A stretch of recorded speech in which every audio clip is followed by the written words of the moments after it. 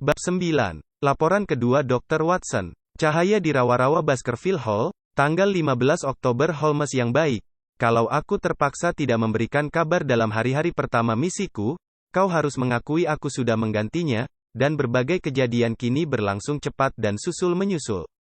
Dalam laporanku yang terakhir, kuceritakan tentang Barrymore yang keluyuran di malam hari, dan sekarang ada perkembangan yang, kecuali aku sangat keliru, pasti cukup mengejutkanmu.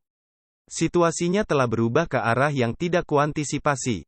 Dalam beberapa hal, perkembangan selama 48 jam itu membuat segalanya lebih jelas, dan dalam hal lain, justru menjadikannya lebih rumit. Tapi akan kuceritakan semuanya dan silakan tentukan sendiri. Sebelum sarapan di pagi hari setelah petualanganku malam harinya, aku kembali menyusuri koridor dan memeriksa kamar yang dimasuki Barrymore semalam. Jendela barat tempat ia berdiri dan menatap keluar, kusadari, memiliki satu keistimewaan dibanding jendela-jendela lain di rumah ini. Rawa-rawa tampak paling dekat dari sana. Ada celah di antara dua batang pohon yang memungkinkan seseorang dari jendela itu memandang ke rawa, sementara dari semua jendela lainnya yang tampak hanyalah bayangan sekilas di kejauhan. Oleh karena itu, Barrymore pasti sedang mencari sesuatu atau seseorang di rawa-rawa. Malam sangat gelap, jadi sulit kubayangkan ia berharap melihat apapun. Terlintas dalam benakku mungkin ada masalah cinta. Itu akan menjelaskan tindak tanduknya yang diam-diam serta ketidaknyamanan yang ditunjukkan istrinya. Pria ini sangat tampan, punya kelebihan untuk menarik hati gadis pedalaman, jadi teori itu rasanya cukup beralasan. Bunyi pintu dibuka yang kudengar sesudah kembali ke kamarku, mungkin berarti ia keluar untuk memenuhi janji rahasia. Jadi aku berdebat sendiri pagi harinya, dan kuberitahu kau arah kecurigaanku. Tidak peduli penemuan di masa depan membuktikan betapa tidak beralasannya kecurigaan tersebut. Tapi aku merasa bertanggung jawab untuk merahasiakan tindak tanduk Barrymore sampai aku bisa menjelaskannya, merupakan beban yang tidak tertahankan. Aku pun menemui Sir Henry di ruang kerjanya sesudah sarapan dan menceritakan yang kulihat.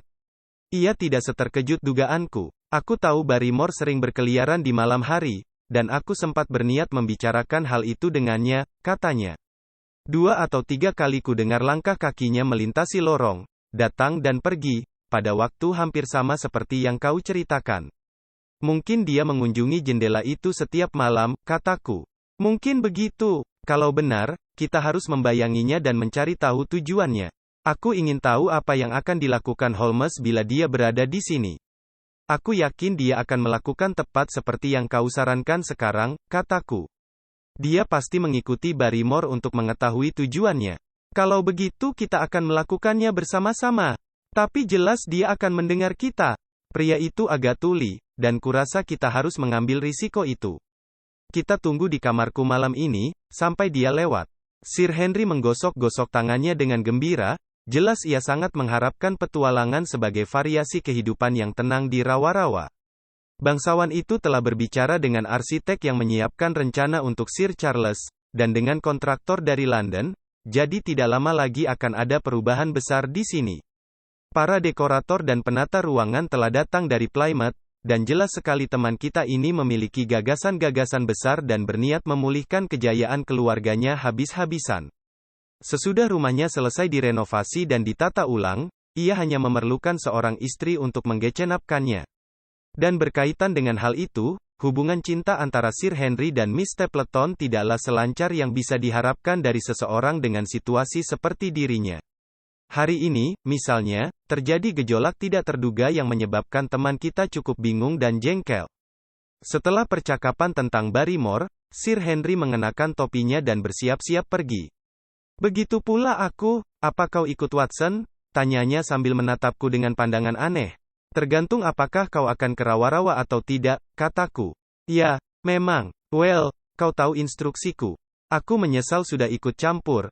Tapi kau mendengar betapa sungguh-sungguh Holmes memerintahkan aku tidak boleh meninggalkan dirimu, dan terutama kau tidak boleh ke rawa-rawa seorang diri. Sir Henry memegang bahuku sambil tersenyum ramah. Temanku yang baik, katanya, Holmes, dengan segala kebijakannya tidak memperkirakan apa yang akan terjadi sesudah kedatanganku kemari. Kau mengerti, aku yakin kau orang terakhir di dunia yang senang merusak kegembiraan orang lain.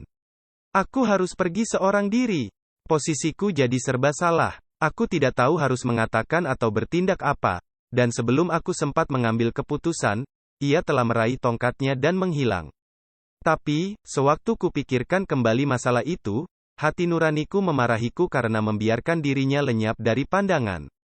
Kubayangkan bagaimana perasaanku kalau harus menemuimu dan mengakui telah terjadi kesialan karena aku melalaikan instruksimu. Mungkin belum terlambat mencegahnya, jadi aku seketika berangkat menuju Merripit House. Aku menyusuri jalan secepat mungkin tanpa melihat tanda-tanda kehadiran Sir Henry, sampai tiba di simpang jalan setapak rawa. Di sana, khawatir mengambil arah yang salah, aku mendaki bukit dari mana aku bisa memandang ke kejauhan, bukit yang telah dipotong lokasi penggalian. Seketika aku melihatnya, ia berada di jalan setapak rawa, sekitar 1/4 mil jauhnya, dan wanita yang mendampinginya pastilah Miss Stapleton. Jelas sekali ada saling pengertian di antara mereka dan bahwa pertemuan ini telah direncanakan sebelumnya. Mereka berjalan perlahan-lahan sambil bercakap-cakap, dan aku melihat Miss Stapleton menggerak-gerakkan tangannya seolah sungguh-sungguh dengan ucapannya, sementara Sir Henry mendengarkan dengan serius, dan 1 atau 2 kali menggeleng kuat-kuat. Aku berdiri di sela-sela bebatuan mengawasi mereka, bingung apa yang harus kulakukan. Untuk mengikuti dan menyela percakapan akrab mereka rasanya keterlaluan, namun tugasku jelas adalah tidak membiarkan Sir Henry lolos dari pandanganku. Memata-matai seorang teman benar-benar tugas yang menjengkelkan. Sayangnya, aku tidak melihat jalan lain yang lebih baik, dan untuk meredakan hati nuraniku aku akan mengakui perbuatanku padanya nanti. Memang benar bila ada bahaya yang tiba-tiba mengancamnya, aku tak dapat membantu karena terlalu jauh, tapi aku yakin kau pasti setuju bahwa posisiku sangat sulit. Sir Henry dan wanita itu berhenti melangkah di jalan setapak dan tenggelam dalam percakapan mereka. Sewaktu tiba-tiba kusadari aku bukanlah satu-satunya orang yang mengawasi pertemuan itu. Sesuatu berwarna kehijauan yang melayang di udara menarik perhatianku, dan saat memandangnya dengan lebih teliti kulihat benda itu tertancap pada sebatang tongkat yang dipegang seorang pria yang tengah berjalan di bawah sana. Stapleton dengan jaring kupu-kupunya. Ia jauh lebih dekat dengan pasangan itu dibanding diriku, dan tampak berjalan ke arah mereka. Pada saat itu Sir Henry tiba-tiba menarik Miss Stapleton ke sisinya. Lengannya melingkari tubuh Miss Stapleton, tapi tampaknya bagiku wanita itu berusaha menjauhinya dengan memalingkan wajah.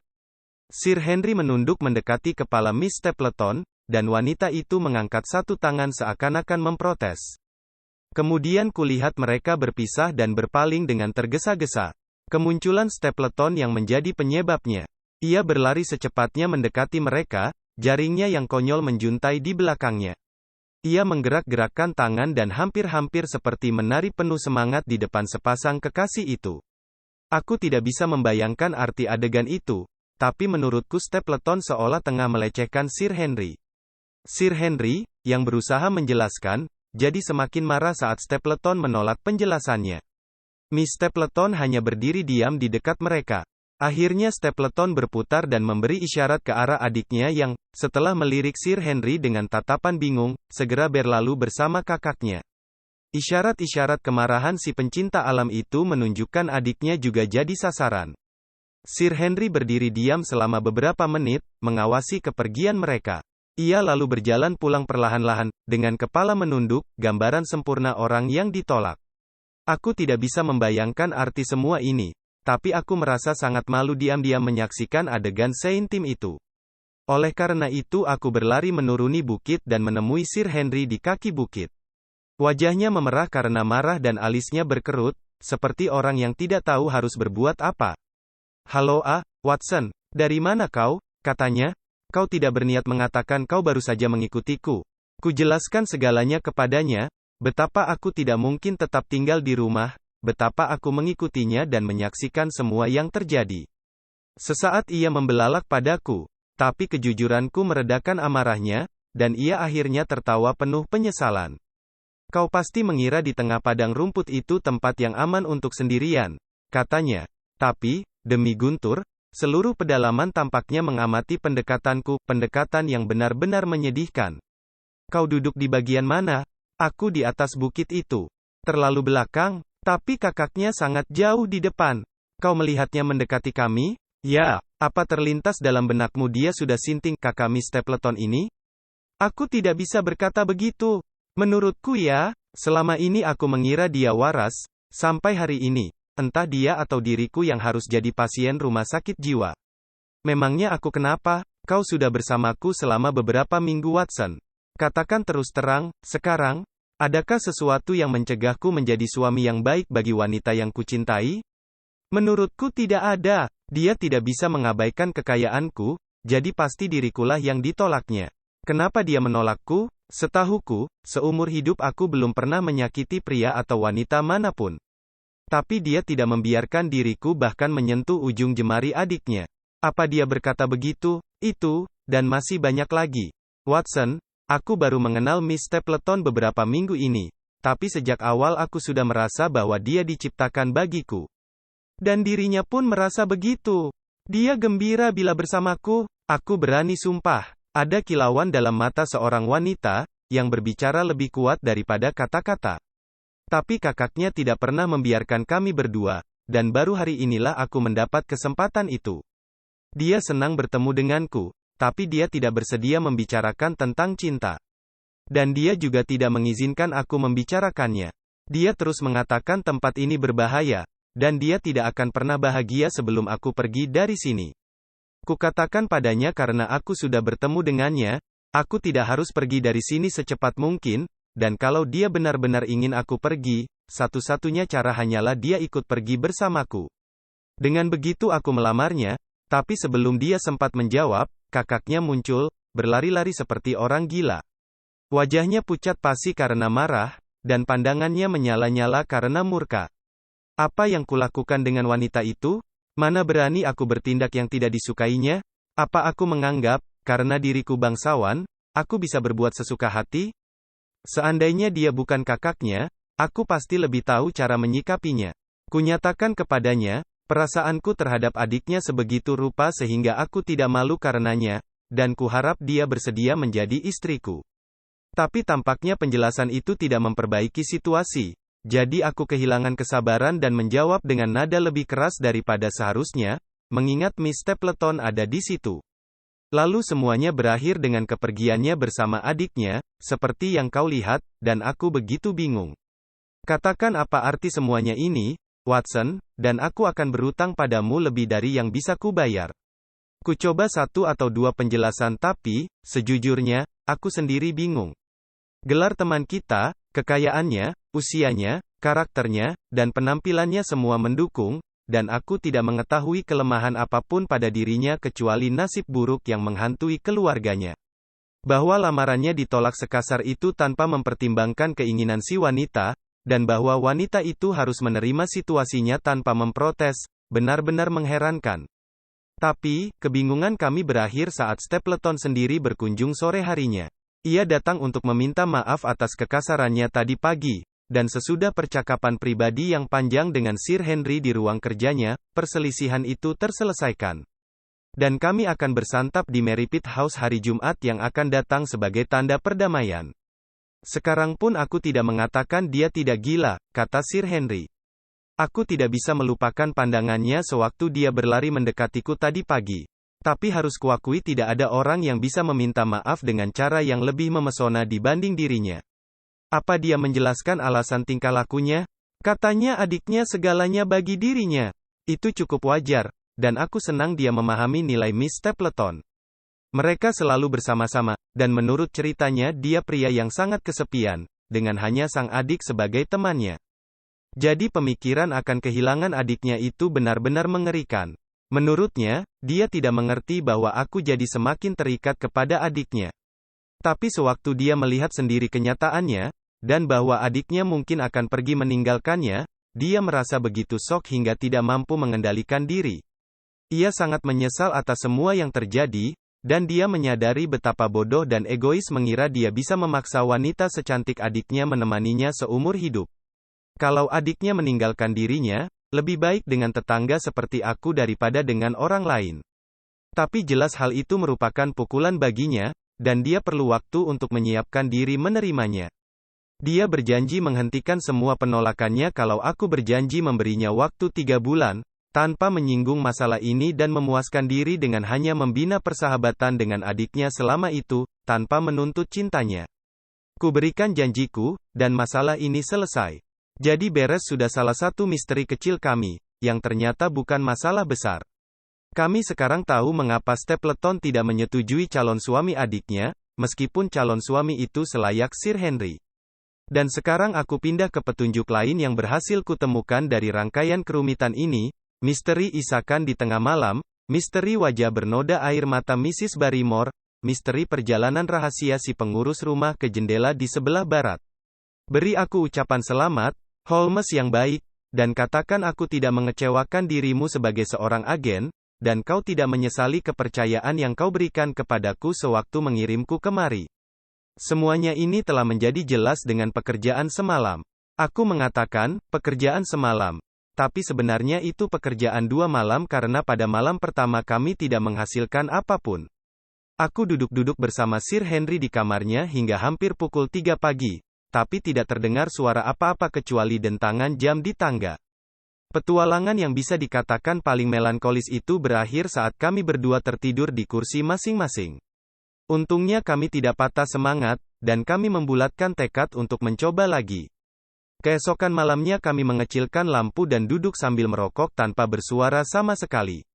Waktu terasa berlalu dengan sangat lambat. Namun kami merasa terbantu oleh kesabaran yang sama seperti yang dirasakan pemburu saat mengawasi jebakan, dengan harapan ada hewan yang tersesat ke dalamnya. Pukul 1, pukul 2, dan kami hampir-hampir putus asa untuk yang kedua kalinya sewaktu tiba-tiba kami menegakkan diri di kursi masing-masing, dengan seluruh saraf tegang karena waspada. Kami mendengar derak langkah di lorong. Langkah-langkah itu berlalu dengan sangat pelan hingga menghilang di kejauhan. Lalu Sir Henry perlahan membuka pintu kamarnya, dan kami mengejar. Sasaran kami telah mengitari galeri, dan koridor dalam keadaan gelap gulita. Dengan diam-diam kami menuju ke bangsal seberang, dan tiba di sana tepat pada waktunya untuk melihat sekilas sosok jangkung berjanggut hitam, dengan bahu tegap, yang melangkah sangat hati-hati di lorong. Sosok itu melintasi pintu yang sama seperti sebelumnya, cahaya lilin memancar menunjukkan posisi pintu itu dalam kegelapan, menyorotkan seberkas cahaya kekuningan memotong keremangan koridor. Dengan hati-hati kami mendekat, menguji setiap papan sebelum menjejakkan kaki. Kami telah meninggalkan sepatu bot di kamar, tapi papan-papan tua itu masih berderik-derik saat terinjak. Terkadang rasanya mustahil Barrymore tidak mendengar kedatangan kami. Untungnya pria itu agak tuli, dan ia tengah tenggelam dalam kegiatannya. Sewaktu akhirnya kami tiba di pintu dan mengintip ke dalam, kami melihatnya tengah berjongkok di depan jendela sambil memegang lilin, wajahnya yang pucat dan tegang menempel rapat di kaca, tepat seperti yang kulihat 2 malam yang lalu. Kami belum mengatur rencana tindakan selanjutnya, tapi Sir Henry biasa bersikap langsung. Ia melangkah ke dalam ruangan, dan saat itu juga Barrymore melompat bangkit dari depan jendela dengan napas tersentak. Ia berdiri, kaku dan gemetar, di depan kami. Matanya yang hitam, membelalak di wajahnya yang bagai topeng pucat, memancarkan kengerian dan ketertegunan saat tatapannya beralih dari Sir Henry ke arahku. "Apa yang kau lakukan di sini, Barrymore?" "Tidak ada, Sir." Kegelisahannya begitu hebat sehingga ia hampir-hampir tidak mampu bicara, dan bayang-bayang di sekitarnya bagai melompat-lompat akibat getaran lilinnya. "Jendelanya, Sir. Saya berkeliling setiap malam untuk memastikan semuanya terkunci. Di lantai 2, ya, Sir, semua jendela." "Barrymore," kata Sir Henry tegas, "kami sudah membulatkan tekad untuk mendapatkan kebenaran dari dirimu, jadi lebih baik kau segera menceritakannya. Ayo, jangan berbohong, apa yang kau lakukan di jendela itu?" Pria itu menatap kami dengan sikap tidak berdaya, dan ia melipat kedua tangannya bagai orang yang dilanda keraguan-raguan dan menderita. "Saya tidak melakukan apapun yang merugikan, Sir. Saya hanya memegang lilin di depan jendela." "Kenapa kau memegang lilin di depan jendela?" "Jangan menanyakannya pada saya, Sir Henry, jangan menanyakannya. Saya berjanji, Sir, ini bukan rahasia saya, dan saya tidak bisa menceritakannya. Seandainya hal ini tidak melibatkan orang lain, hanya diri saya sendiri, saya pasti tidak akan merahasiakannya dari Anda." Tiba-tiba sebuah gagasan melintas dalam benakku, dan aku mengambil lilin itu dari tangan si pengurus rumah yang gemetaran. Dia pasti mengacungkannya sebagai tanda, kataku. Coba lihat, mungkin ada jawaban. Aku mengacungkan lilin, seperti yang dilakukan Barrymore, dan menatap ke kegelapan malam di luar. Samar-samar aku bisa membedakan sosok-sosok pepohonan dan bentangan rawa, karena bulan tengah berada di balik awan. Lalu aku berseru penuh semangat. Karena tiba-tiba melihat cahaya kekuningan yang sangat kecil, yang memancar dengan mantap di tengah-tengah kegelapan persegi dalam bingkaian jendela. Itu dia, seruku. Tidak, tidak Sir, itu bukan apa-apa, bukan apa-apa sama sekali, selasi pengurus rumah. Saya jamin Sir, gerakan lilinnya Watson, seru Sir Henry. Lihat, cahaya itu juga bergerak. Sekarang, bajingan, apa kau masih mengingkari ini bukan tanda? Ayo, bicaralah, siapa sekutumu di luar sana, dan ada persekongkolan apa ini? Ekspresi Barrymore tiba-tiba berubah menantang. Itu urusan saya, bukan urusan Anda. Saya tidak akan mengatakannya. Kalau begitu, kau kupecat sekarang juga.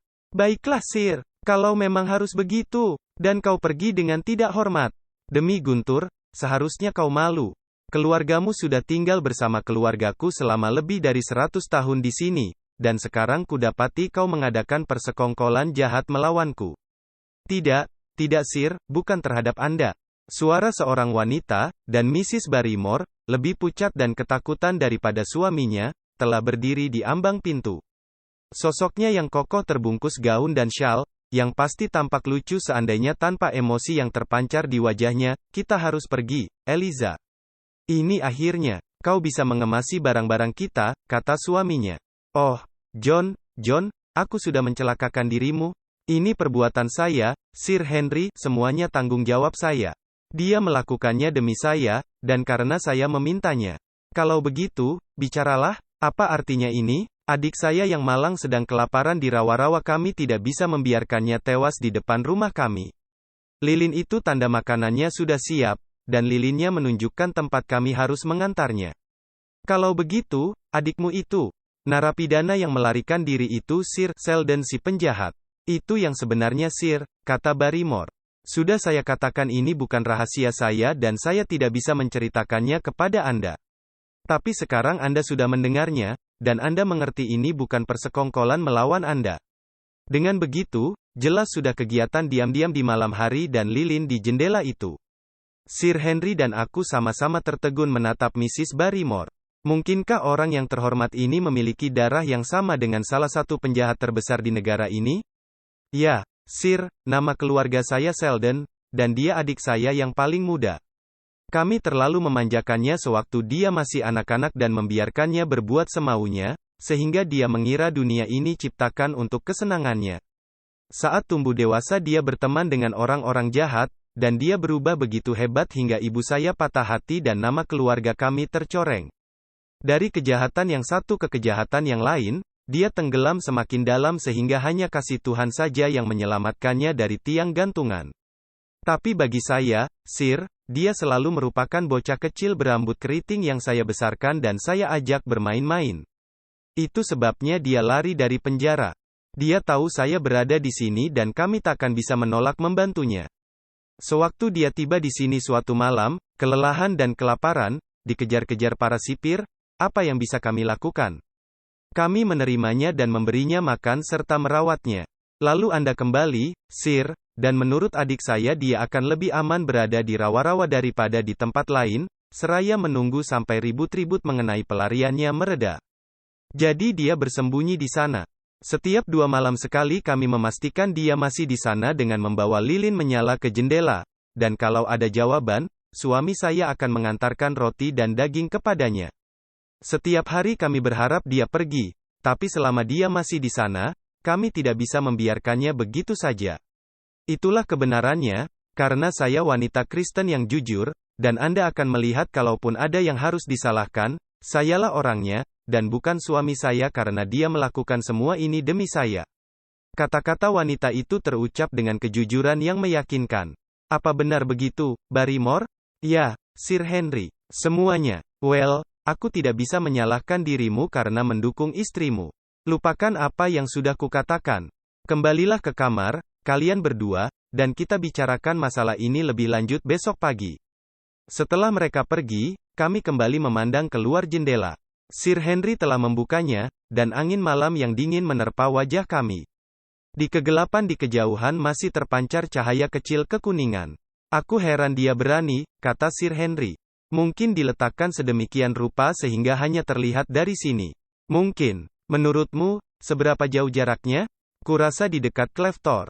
Tidak lebih dari 1 atau 2 mil. Mungkin kurang. Well, jelas tidak terlalu jauh kalau Barrymore harus membawa makanan ke sana. Dan dia, penjahat ini, menunggu di dekat lilinnya. Demi Guntur, Watson, aku akan menangkap orang itu. Pikiran yang sama telah melintas dalam benakku. Suami istri Barrymore tidak mempercayakan rahasia mereka pada kami, melainkan mereka terpaksa mengungkapkannya. Orang ini bahaya bagi masyarakat, penjahat yang tidak memiliki belas kasihan maupun alasan. Kami hanya melakukan tugas kami dengan mengambil kesempatan mengembalikannya ke tempat ia tidak mungkin mencelakakan orang lain. Dengan sifat brutal dan kejamnya, orang lain yang akan membayar harganya kalau kami berdiam diri. Misalnya, keluarga Stapleton bisa saja sewaktu-waktu diserang, dan mungkin pikiran inilah yang menyebabkan Sir Henry begitu bersemangat. Aku ikut, kataku. Kalau begitu, ambil revolver dan sepatu botmu. Semakin cepat kita mulai semakin baik, karena orang itu mungkin akan memadamkan lilinnya dan lari. 5 menit kemudian kami telah berada di luar rumah, memulai ekspedisi kami. Kami bergegas melewati semak-semak yang gelap, di tengah-tengah erangan pelan angin musim gugur dan gemeresik dedaunan yang berguguran. Udara malam sangat lembab dan berbau busuk. Sesekali bulan mengintip sekilas, tapi awan menutupi langit, dan tepat pada saat kami tiba di tepi rawa-rawa, hujan gerimis mulai turun. Lilin di depan kami masih menyala dengan mantap. Kau bersenjata? Tanyaku. Pisau berburu. Kita harus menyergapnya dengan cepat, karena katanya dia sedang putus asa. Kita harus mengejutkannya dan menangkapnya sebelum dia sempat melawan. Omong-omong, Watson, kata bangsawan itu, apa pendapat Holmes mengenai hal ini? Bagaimana tentang jam-jam kegelapan di mana kekuatan jahat berkuasa? Seakan menjawab pertanyaannya, tiba-tiba terdengar jeritan aneh yang sudah pernah kudengar di tepi Grimpen Mire. Jeritan itu terbawa angin melintasi kesunyian malam, geraman panjang dan dalam, lalu lolongan melengking, diakhiri erangan menyedihkan. Suara itu berulang-ulang terdengar sehingga udara bagai bergetar karenanya, suara yang liar dan mengancam. Sir Henry menyambar lengan bajuku dan wajahnya memucat dalam kegelapan. Ya Tuhan, apa itu, Watson? Entahlah, itu suara yang biasa terdengar dari rawa-rawa. Aku pernah mendengarnya sekali. Suara itu memudar, dan kesunyian total melingkupi kami. Kami berusaha keras mendengarkan, tapi tidak terdengar apa-apa lagi. Watson, kata Sir Henry, itu lolongan anjing.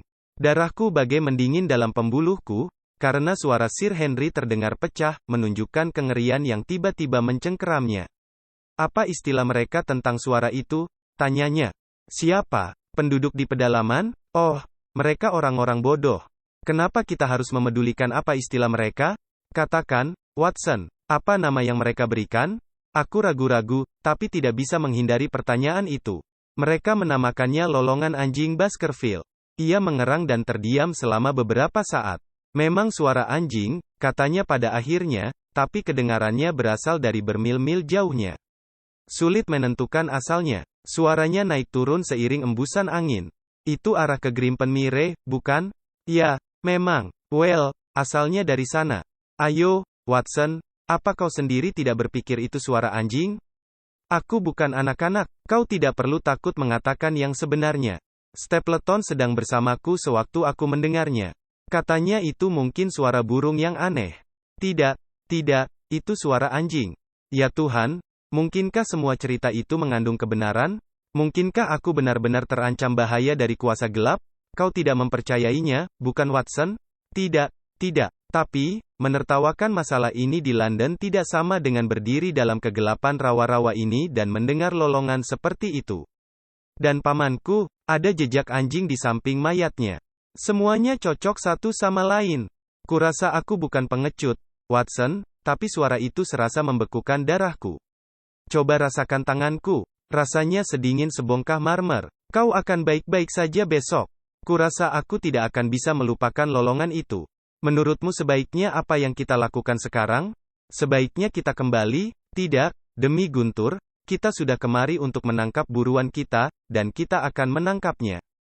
Kita mengejar narapidana, dan seekor anjing neraka, atau mungkin bukan, mengejar kita. Ayo, kita pastikan semua iblis neraka itu memang sedang berkeliaran di rawa-rawa. Kami maju perlahan-lahan dalam kegelapan, dinaungi bayang-bayang gelap perbukitan di sekeliling kami, dan bintik cahaya kekuningan yang menyala tetap di depan. Tidak ada yang lebih menipu selain jarak setitik cahaya dalam kegelapan. Terkadang cahaya itu tampak begitu jauh di kaki langit, dan terkadang seakan hanya beberapa meter di depan kami. Tapi akhirnya kami bisa melihat dari mana asal cahaya itu, dan kami tahu kami benar-benar sudah dekat. Sebatang lilin menyala tertancap di celah-celah bebatuan yang mencuat di kedua sisinya untuk menghalangi angin maupun pandangan, kecuali dari arah Baskerville Hall. Sebongkah batu granit raksasa menutupi kehadiran kami, dan sambil berjongkok di belakangnya kami memandang lilin itu. Aneh rasanya melihat sebatang lilin menyala di tengah-tengah rawa, tanpa tanda-tanda kehidupan di dekatnya, hanya api yang memancarkan cahaya kekuningan dan pantulan pada batu di kedua sisinya. Apa tindakan kita sekarang? Bisik Sir Henry. Tunggu di sini. Dia pasti tidak jauh dari lilinnya. Siapa tahu kita bisa melihatnya. Belum lagi selesai aku berkata, kami berdua melihatnya.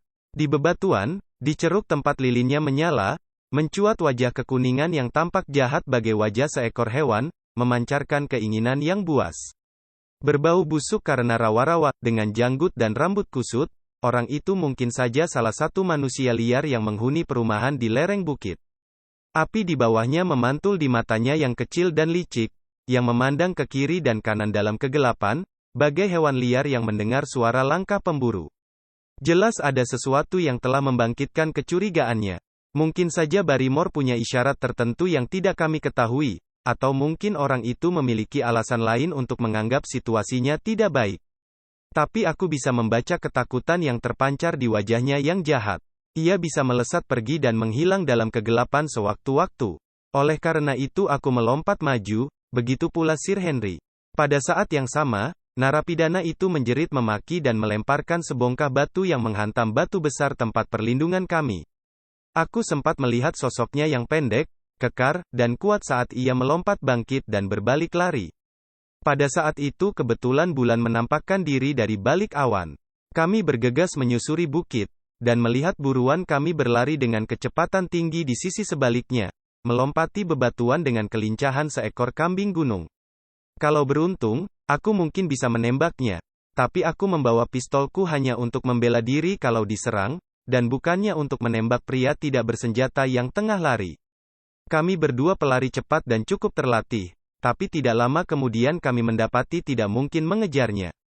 Kami melihatnya cukup lama dalam cahaya bulan sampai ia menyerupai bintik kecil yang bergerak lincah di sela-sela bongkahan batu besar di bukit di kejauhan. Kami terus berlari hingga kehabisan tenaga, tapi jarak di antara kami justru semakin lebar. Akhirnya kami berhenti dan duduk terengah-engah di dua batu sambil mengawasi buruan kami menghilang di kejauhan. Dan pada saat itulah terjadi peristiwa yang paling aneh dan tidak terduga. Kami beranjak bangkit dari batu dan berbalik pulang ke rumah, melupakan pengejaran yang sia-sia itu.